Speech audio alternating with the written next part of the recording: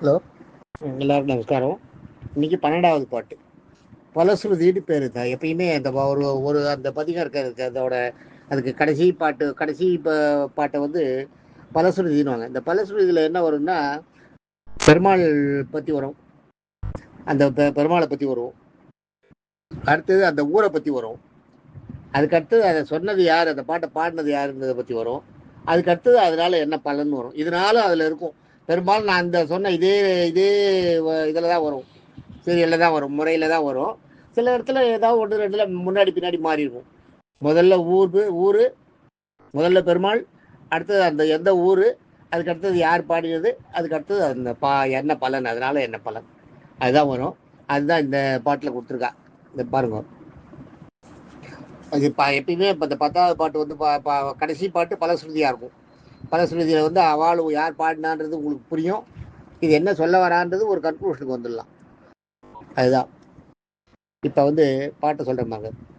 பல்லாண்டென்று பவித்திரனை பரமேஷ்டியை சார்கமனும் வில்லாண்டான் தன்னை வில்லிபுத்தூர் விஷ்ணு சித்தன் விரும்பிய சொல் நல்லாண்டென்று நவீன்றுழைப்பார் நமோ நாராயணாய வென்று பல்லாண்டும் பரமாத்மனை சூழ்ந்திருந்து ஏத்துவோம் பல ஏத்துவர் பல்லாண்டே அப்படின்னு சொல்றாரு. இதுல எப்படி சொல்லணும்னா, பல்லாண்டென்று பவித்திரனை பரமேஷ்டியை சார்கமனும் வில்லாண்டான் தன்னை வில்லிபுத்தூர் விஷ்ணு சித்தன் விரும்பிய சொல் நல்லாண்டென்று நவீன்றுழைப்பார் நமோ நாராயணாய வென்று பல்லாண்டும் பரமாத்மனை சூழ்ந்திருந்தேத்துவர் பல்லாண்டே.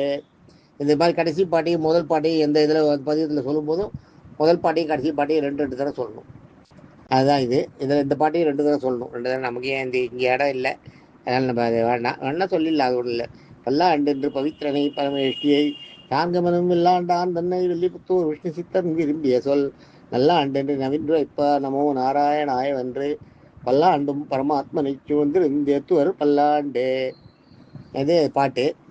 அர்த்தம்னு பார்த்தீங்கன்னா, பல்லாண்டு என்று ஒரு நாள் வாழணும் அப்படின்னு பல்லாண்டு என்று பவித்திரனை, பவித்திரன்னா குற்றமற்றவன் அர்த்தம், பவித்திரமான தூய்மையானவன் அர்த்தம், குற்றமற்றவன் அர்த்தம். பவித்திரனை பரமேஷ்டியை, பரமேஷ்டின்றது பரம இஷ்டி அப்படி எடுத்துக்கூடாது.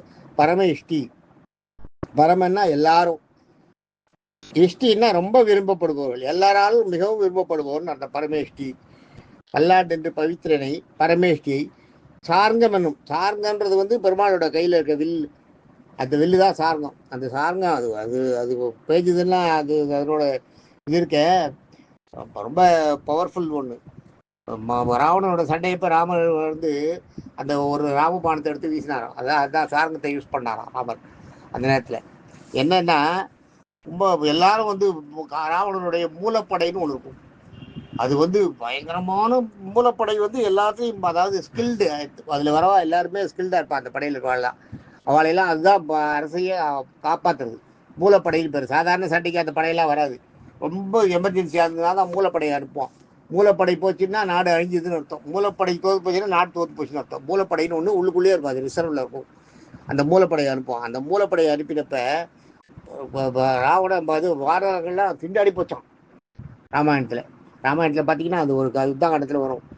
எல்லா வரும் வானரங்கள்லாம் அந்த திக்கு தெரியாத ஒளிய ஆரம்பிச்சுட்டான். அந்த படையை பார்த்த உடனே அவ்வளோ பெரிய சைன்யம் வந்துருத்தான். எல்லாரும் வந்து அதுலேயும் எல்லாம் ராட்சசர்கள் வந்து நடக்கும்போது காலில் மிதிப்பட்ட நிறைய பேர் வானரங்கள் செத்து போய்ட்றாங்க. இதை பார்த்த உடனே ராமர் என்ன பண்ணுறாரு, எல்லாரும் ஒரு இடத்துல போய் ஒளியுங்கோ முதல்ல அப்படின்னு சொல்லி எல்லாருக்கும் ஒரு இடத்த காமிச்சு அந்த இடத்துல வில்லால ஒரு கோட்டை மாதிரி கட்டினாராம். வில்லை விட்டு கோட்டை மாதிரி கட்டி இதுக்குள்ளே எல்லாரும் போயிடுங்க முதல்ல நீங்கள் அப்படின்னு எல்லாரையும் அதில் போக சொல்லிட்டு இவர் தனியாக இருந்தாராம். இவர் தனி ஆளாக இருந்து அந்த அப்போ வந்து அந்த இதை அமைச்சாராம், வில்லை அடித்தாராம், வில்லை எடுத்து விட்டாராம், ராமபானத்தை எடுத்து விட்டாராம். தனி ஒரு ஆளாக இருந்து மூலசேனையை ஒரு முகூர்த்தன்றது வந்து என்ன 3.25 மணி நேரம், ஒரு முகூர்த்தம் 3.25 நாழி. 3.25 நாழின்றது கணக்கு பார்த்தீங்கன்னா 2.5 நாழி, ஒரு மணி நேரம். 3.25 நாழின்றது 1.5 மணி நேரம். 1.5 மணி நேரத்தில் ஒரு முகூர்த்தத்தில் அந்த படைகள் அத்தனையும் துவம்சம் பண்ணாராம் ராமர் தன்னுடைய ராமபானத்தை கையில் வச்சுட்டு. அப்போ தான் அந்த சார்ங்கத்தோட சார்ங்கம் என்ற வில்லு வந்து அந்த நேரத்தை பொழிஞ்சு தள்ளித்தான் அம்புகளை விட்டபடியே வந்தாராம். அம்பு ஒரு ரொம்ப விட்டு 100, 1000, 10,000, லட்சமாக பெருகுமா அந்த அம்பு. அந்த மாதிரி ஒரு மந்திர உச்சாரணங்களை பண்ணி அதெல்லாம் விஸ்வாமித்திரர் கற்றுக் கொடுத்துருக்காரு. எல்லா இவர் காட்டுக்கு கூட்டு வந்தப்பயே ராமருக்கு அதெல்லாம் கற்றுக் கொடுத்தது. அதை பண்ணி அந்த மூல சேனையை அழிச்சாராம். ஏன்னா இல்லாட்டா அந்த மூலசேனியில முதல்ல தன்னோட படை அழியறதுன்னு உடனே ராமரால் பொறுக்கவே முடியல. வானரெல்லாம் சாகரானோட பொறுக்கவே முடியும். எல்லாரையும் முதல்ல சேஃப்டி பண்ணிட்டு அவள் அதில் மாட்டிக்கூடாதுன்னு இவர் வந்து பூந்து விளையாடினாராம், துவம்சம் பண்ணாராம் அந்த ராவணனோட படைகளை. அப்போதான் ராவணனோட அந்த இதை பார்த்தானாம், ராமர் இருக்கிற வரைக்கும் இந்த இதை நம்ம ஜெயிக்கவே முடியாது, ரொம்ப கஷ்டம், மூலப்படை போயிடுச்சு அப்படின்னு கொண்டுவார். அதுக்கப்புறம் பஞ்சமுக ராவணன் வந்தது. மயில் ராவணன் அவனோட ஃப்ரெண்டு வந்து ராமரை தூக்கிட்டு போயிடும். அதெல்லாம் இருக்கு, பின்னாடி கதை சொல்கிறேன். பஞ்சமுக ஆஞ்சநேயர் கதை அதில் தான் வரும்.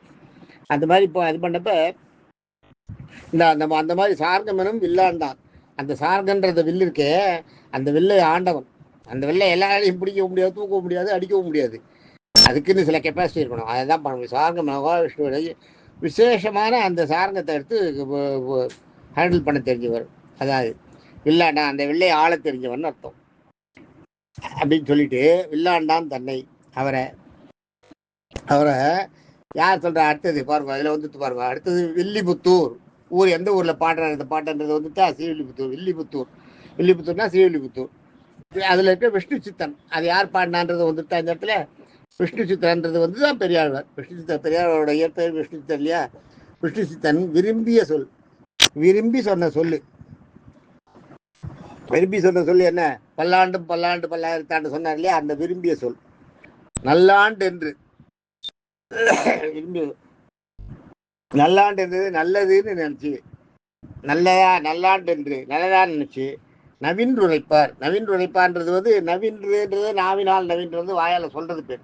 நவீன்று உரைப்பார், வாயால் சொன்ன நமோ நாராயண அந்த பாடல்களை நமோ நாராயணாய் வென்று.